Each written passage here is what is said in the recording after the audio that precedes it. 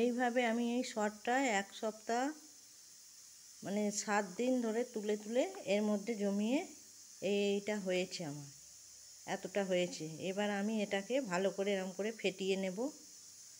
যত ফেটিয়ে নেব এ থেকে অবশিষ্ট দুধ যেটুকু আছে সেটুকু বেরিয়ে যাবে, সেই দুধটাকে আমি ফেলে দেব। চলো তোমাকে আগে ফেটিয়ে নিয়ে দেখাচ্ছি। এই দেখো, এটা ফেটাতে ফেটাতে কত দুধ বেরিয়ে এসছে। আরও ফেটাতে হবে, ফেটালে পুরো দুধ যেটুকু অবশিষ্ট দুধের মধ্যে থাকে সেইটা বেরিয়ে যাবে। আর এই কাজটা খুব সকাল সকাল করতে হয়, মানে ঠান্ডা থাকতে থাকতে করলে কাজটা খুব ভালো হয়। আরও ফেটাতে হবে আমাকে, আরেকটু ফেটিয়ে নিচ্ছি। এই যে এতটা দুধ আমার বেরিয়েছে, এই দুধগুলোকে ধুয়ে আমি ফেলে দেব।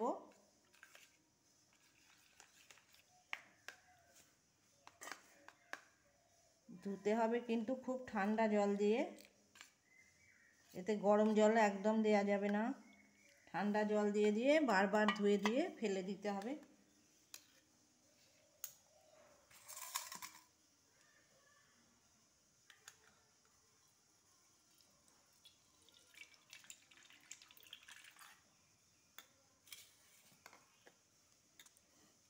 আবারও আমি আর একবার জল দিয়ে ধুয়ে নেব।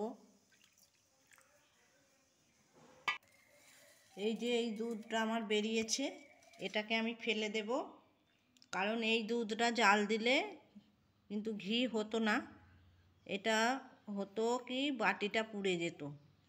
যে বাটিটায় আমি বানাবো, যে পাত্রটায় আমি বানাবো সেটা কিন্তু পুড়ে যেত, আমার মাজতে অসুবিধা হতো। সেই জন্য এরকম করে ধুয়ে ফেলে দিলে আমার বাটিটা মাজার সুবিধা হবে, আর ঘিটাও খুব পরিষ্কার পরিচ্ছন্ন হবে। এবার আমি এই ননিটা এই বাটিটার মধ্যে ঢেলে নেব, নিয়ে এই বাটিটার মধ্যেই আমি ঘিটা বানাবো। এবার আমি ননিটা বসিয়ে দেব। এই যে ঘিটা আমি বসিয়ে দিয়েছি, খুব খুব অল্প আঁচে ঘিটাকে তৈরি করতে হবে, একদম বেশি আঁচ দেওয়া যাবে না, মানে হাই হিটে একদমই বসানো যাবে না। লো হিটে বসিয়ে একটু সময় ধরে বানাতে হবে। এই যে আমার ঘিটা হয়েই এসেছে, আর একটু হবে।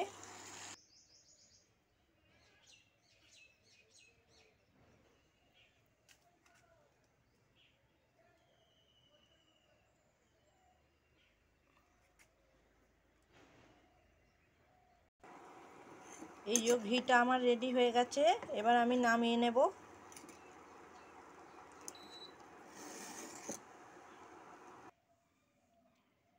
এইবার আমি একটা পরিষ্কার সুতির কাপড় নিয়ে নেব।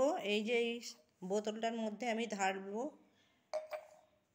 এইটার মধ্যে কাপড়টা দিয়ে ছেঁকে নেব। এই কাজটা একটু গরম থাকতে থাকতে করতে হবে, ঠান্ডা হয়ে গেলে আর ঢালা যাবে না, ছাঁকা যাবে না ভালো করে। এই যে দেখো, বেশি কিন্তু সরটা ভাজা বেশি বেরোয়নি। ওই দুধটা সব দিয়ে দিলে বাটিতে ভর্তি হয়ে যেত খাগড়িতে, তখন আমার বাটিটা মাজতে খুব কষ্ট হতো।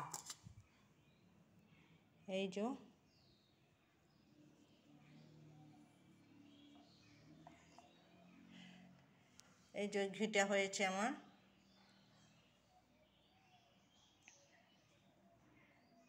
বাড়িতে এমন সুস্বাদু ঘি বানিয়ে নিলে দোকানের কেনা ঘিয়ের থেকে খেতে খুব সুন্দর হয়, গন্ধও যেমন সুন্দর আর খুব টেস্টি হয়।